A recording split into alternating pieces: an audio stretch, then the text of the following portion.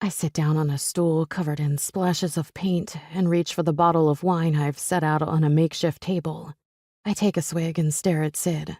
Sid's wild red hair is pulled up in a bun just like she almost always has it. I painted her once, but her hair was down and wild and curly.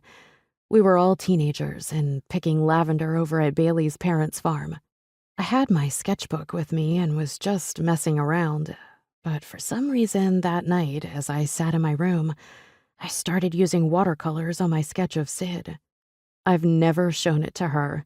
It feels too personal to show my friends my paintings and sketches of them, although they've all seen other paintings that I've done. I wouldn't even know where to begin, I admit. The barn cat, Claude Mianet, that I found on the side of the road and brought home 5 years ago, wakes from beneath my nightstand and saunters over to rub against my leg before quickly running off again. Sid pays him no attention as she stays focused on me. You always say that when we talk about this. You can start small. What about a stand at the farmer's market?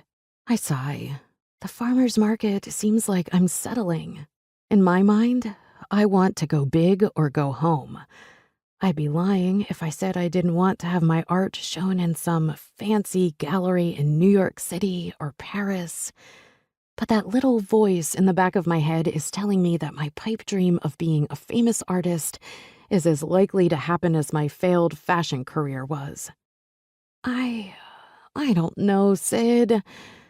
Maybe someday, I offer so she'll back down. Sid takes the bottle from me and chugs about a quarter of it. She sets it back down on the table and puts out her hand.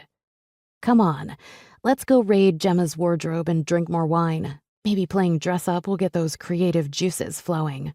I roll my eyes, but I let my friend drag me up to the main house. And when I say main house, I mean the mansion.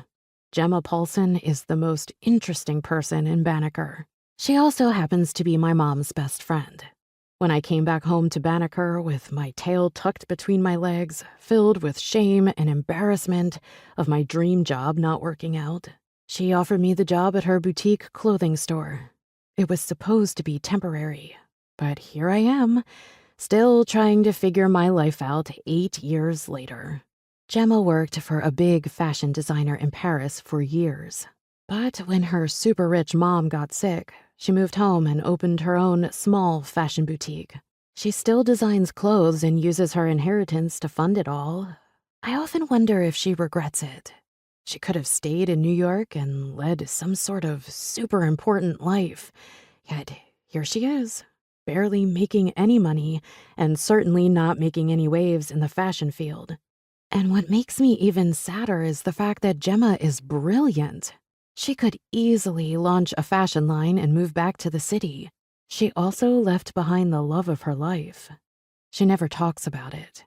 Although I haven't left the love of my life behind in Paris, I do wonder what my life would be like if I hadn't come back here.